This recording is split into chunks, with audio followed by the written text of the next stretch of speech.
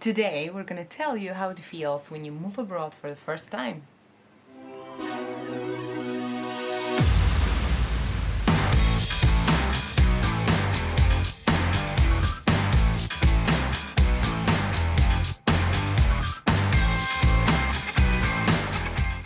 Boom! Cześć ludzie! What's up people? Hola, Vigo's mom, Vigo's dad here. Welcome to another episode. Today we're going to talk to you about what it feels like to move abroad for the first time. Yeah, like is it confusing, is it exciting, or is it scary even? I was quite scared. Come on, let's talk about it.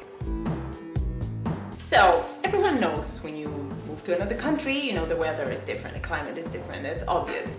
But what surprised me was actually that when supposedly the same weather feels differently. What does it mean? Well, let's say we live in the UK and humidity here is a lot higher in the air.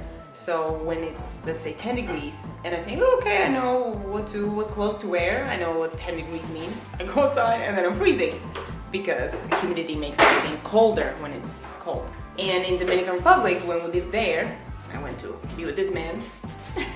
I moved there and I knew it's gonna be hot, so in my imagination the heat is okay, like south of Europe, right? That's the hottest place I've ever been to. Right.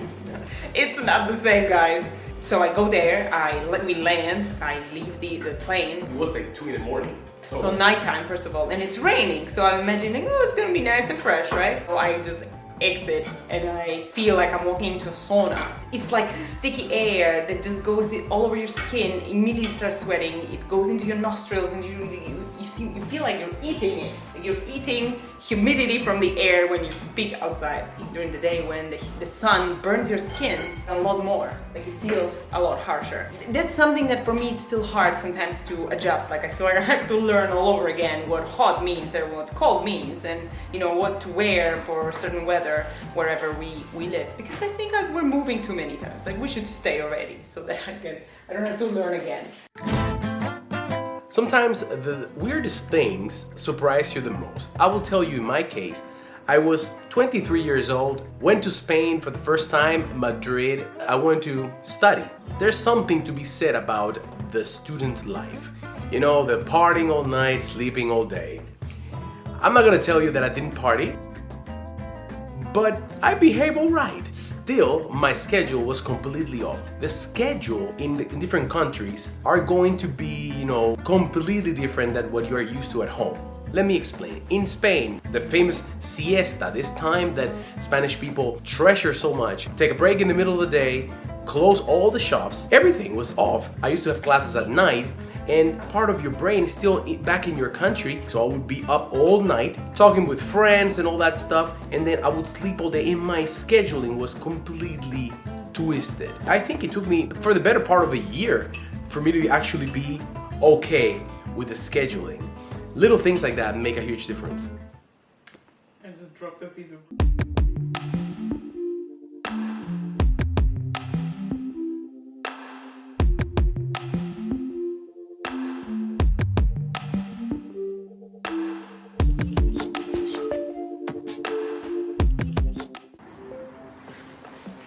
Another thing that was extremely surprising to me when I moved abroad for the first time was the architecture and the effect that it has on you. You see, you are used to certain type of buildings, you're used to the way the city looks and the way that the city behaves, the urban planning of the city. And then you move to a new place and the architecture is different, the buildings look unlike anything you've seen. I remember when I went to Madrid the first time, the only footage that we used to get from Spain was from Televisión Española. And those were, shows from the 80s. I always thought that Spain looked a little bit antiquated, if you want to say that.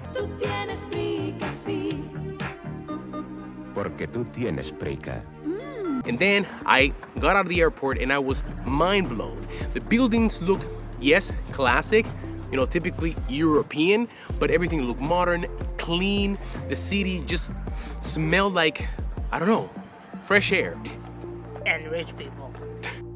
The same thing happened, when we moved to Austria or when we moved to the UK. The houses in the UK, the architecture is very particular. These Victorian houses, and you know what? It has a vibe. It puts you in a certain state that you just cannot ignore. For example, the way houses are built, windows, the insulation, all those things, it just simply changes the way that you feel about a place. And also, it's not only about the whole city, but even, sorry, I'm looking for my son. Okay, good. Where is he? It's Vigo. There he is. Right. Inside the buildings and like on the micro scale, like I was surprised in Dominican Republic, all the buildings had tiles inside. Where in Poland we have so much wood, the panels on the floor, the parquets and all those things. Because in Dominican Republic it's so hot, tiles are a lot smarter idea. Yeah.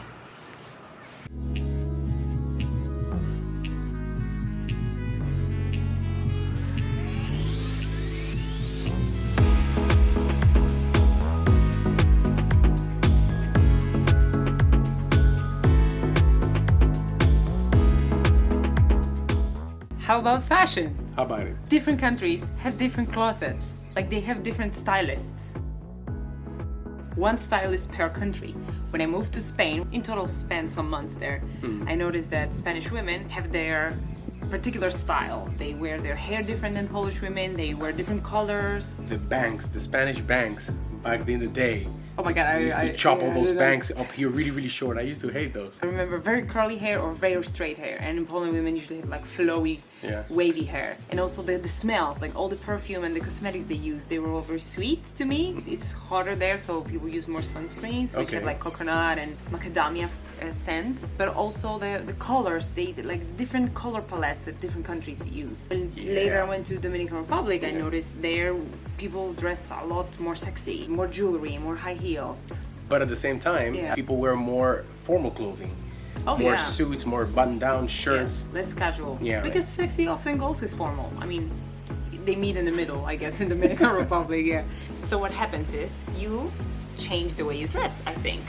You start buying at the local shops, you like certain things, and you change your style, I think, when you live abroad. So when you move for the first time, first you're gonna notice it and be like, oh, I like it or I dislike it, but eventually you're gonna change the way you dress. It happened to me after Dominican Republic. Like I felt all my clothes are too casual, maybe a little bit too tomboyish, and I wanted to be a little bit more feminine. One thing you don't know about Carolina is that she doesn't really like color explosion. Like she likes pastel colors, and then she was there wearing pink skirts and. Remember that I went to the Dominican Republic. I had half my head shaved. Insert picture.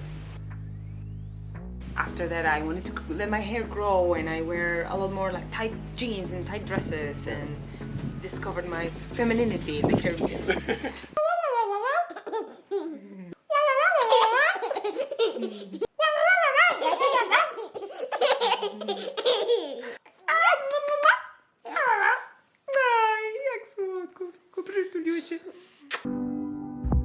You know what? How about sunlight? That's one of those things that, depending where you move, it can be quite different. Yeah, especially when you change the zones, right? Of climate zones. Yes, when I moved to Dominican Republic, I remember that it goes dark every day at the same time, around 7. Yeah, the whole year. And we don't have seasons, right? Yeah. So.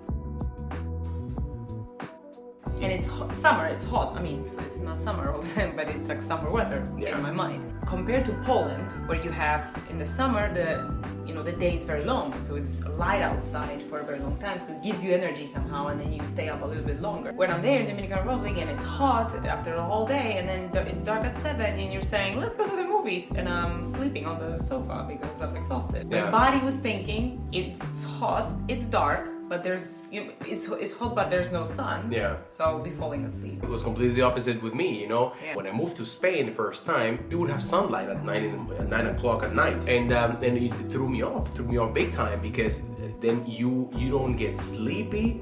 You know what I mean? It's like 11 o'clock and still. You told me that you were covering your windows to be able to sleep. Yeah, I had to cover the windows and put, make up some rag or something in there to cover it. But the same thing happens in the morning.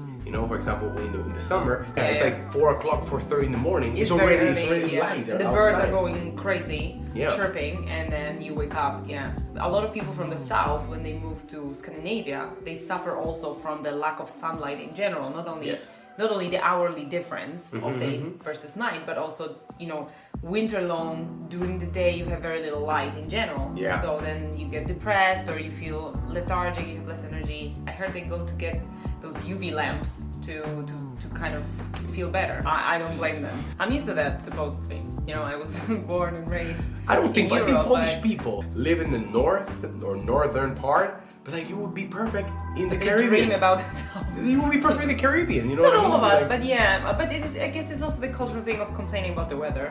And the shout out of the day. It's shout out. It's shout out, baby. It's shout out. It's shout out time. It's shout out. It's shout out for you. It's shout out time. 1, 2, 3. And the Dominican shout out goes to Janice Gomez. Thank you, Janice, for supporting us. Keep coming back and see you on the next one. Gracias. Boom! Guys, that's the end of the episode. Thank you very much for tuning in. This week we wanted to do something with the topic of living abroad. Yeah, would you like a series about that? Like, Yeah. you know, our experiences that we can share about how it is to move from country to country, because we moved quite a lot. We're so tired. Please don't kick us out of the UK. Brexit, please let us stay here. I don't know, maybe Polish people are gonna drag us to Poland. Maybe. Tell us I'll where be we happy should go. Poland too. Anyways, yeah. So if you like it, let us know, and we can have some other things, you know, like friendships abroad or things like that, or raising your kid abroad. Yeah, interesting. Or ask us anything Yeah. about that topic. In the comment box below. Thank you. Bye-bye.